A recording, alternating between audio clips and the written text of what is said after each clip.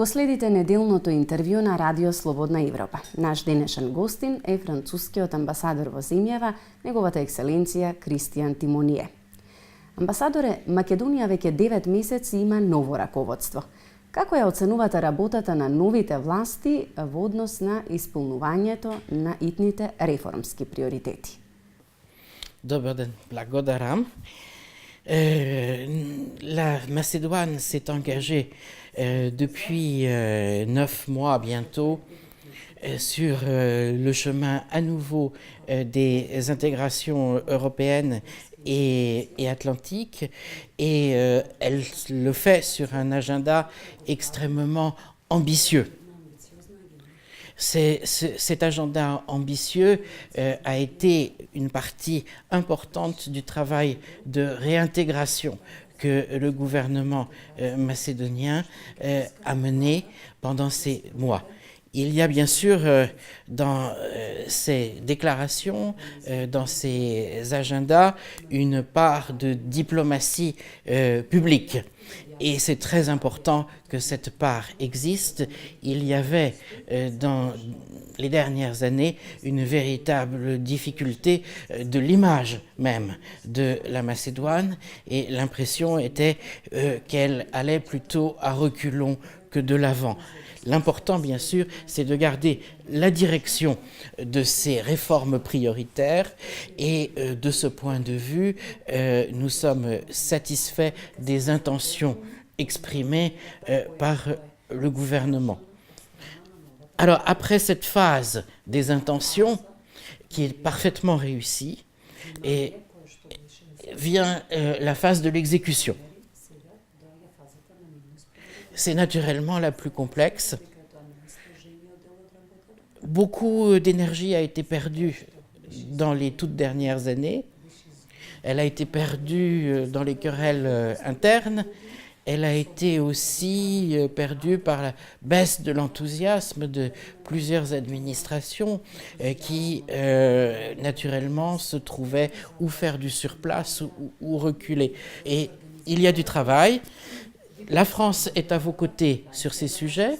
Un expert français vient d'entrer au cabinet de M. Bouillard Osmani. C'est un expert de très haut niveau qui a travaillé sur les affaires européennes. Et donc, nous, c'est notre manière de vous dire que nous sommes tout à fait prêts à vous aider sur le plan техник. Амбасадоре, реформите во правосудството остануваат една од клучните области на кои што треба да работиме. Но сепак видовме дека дел од правните експерти го напуштија Советот за реформи. Дали ова фрла сенка врз определбата на новата власт да ја реформира оваа област според забелешките на Прибе? Alors, s'il y a bien un domaine dans lequel j'ai ressenti que les Macédoniens, comme nous-mêmes, avons de fortes critiques, c'est bien la question du système judiciaire, mais probablement parce que le système judiciaire est le miroir d'une société, le miroir d'un système politique, et donc qu'il résume en quelque sorte toutes les difficultés. Les difficultés du système macédonien sont connues, l'exagération de la part du politique dans des décisions de droit, les reproches de capture du système judiciaire par le système partisan, le dévoiement de compétences qui sont souvent très grande de la part des juristes ou des juges macédoniens qui sont d'un très bon niveau en général, mais l'utilisation des dernières années montrait que de graves dysfonctionnements existaient. Et d'autre part, il faut bien noter qu'un grand changement politique entraîne dans le système judiciaire, compte tenu des habitudes locales, des risques de simple retournement, et que l'outil judiciaire soit utilisé par les nouvelles autorités comme il l'était par les précédentes. C'est une pente de tout gouvernement que d'aller là jusqu'où il le peut dans ce domaine. Како ја оценувате одлуката на опозицијата да ја бойкотира работата на собранието и дали тоа може да не воведе во нова политичка криза од која што едва излеговме? Alors, d'abord l'opposition, en tout cas le VMRO, déclare qu'il écrit une nouvelle page avec une nouvelle direction. Nous regarderons bien sûr de très près. J'ai eu l'occasion de rencontrer son nouveau président. J'ai relevé en particulier la priorité qu'il donnait à l'intégration européenne et à l'intégration dans l'OTAN. Je pense qu'il faut saluer le fait que le VMRO sera présent lors de la venue du secrétaire général de l'OTAN. Ce sont des gestes qui sont importants car ils montrent l'unité de la société macédonienne sur ses grands objectifs. Sans vouloir me mêler de donner de conseils, je pense qu'il faut se mettre aussi de chaque côté dans une position de faire des pas l'un vers l'autre. Il y a des possibilités à l'intérieur du Parlement. Je dois dire que M. Jafferi montre une grande ténacité dans sa volonté de faire fonctionner le Parlement et une grande objectivité. Et j'ai l'impression qu'il existe des forces à l'intérieur du Parlement, aussi bien du côté de l'opposition que de la majorité, qui souhaiteraient une normalisation. Последните пораки и од македонска и од грчка страна се оптимистични во насока на брзо решавање на долгогодишниот спор. Дали очекувате затворање на ова прашање кое што е клучна пречка за македонските евроинтеграции? Alors, tout le monde suit avec intérêt la fumée blanche que l'on attend. Ça, c'est comme pour l'élection du pape, quand la fumée blanche sort.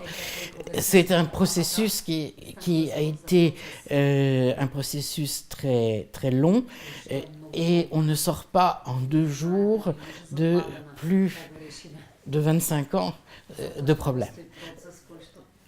Des progrès sensibles ont été faits. Il faut capitaliser sur ces progrès. Le nouveau gouvernement a mis beaucoup du sien pour l'amélioration des relations avec Athènes. On a pu remarquer que les autorités grecques ont fait montre aussi d'une ouverture qui est nouvelle en termes de climat. Probablement parce qu'il faut être 2 pour danser le tango.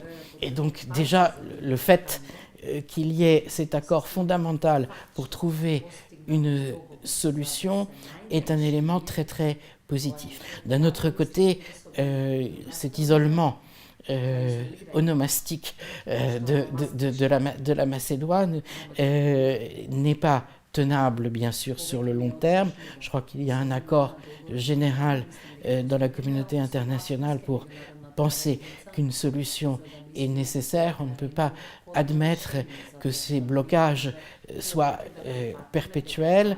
Ils sont mauvais pour la construction européenne, ils ne sont pas bons pour la sécurité générale. Et donc nous sommes dans une période où visiblement il y a de chaque côté une grande bonne volonté. Законот за употреба на јазиците ја подели јавноста во однос на оправданоста од неговото донесување. Дали неговото донесување, амбасадоре, може да поттикне нови меѓуетнички тензии во општеството?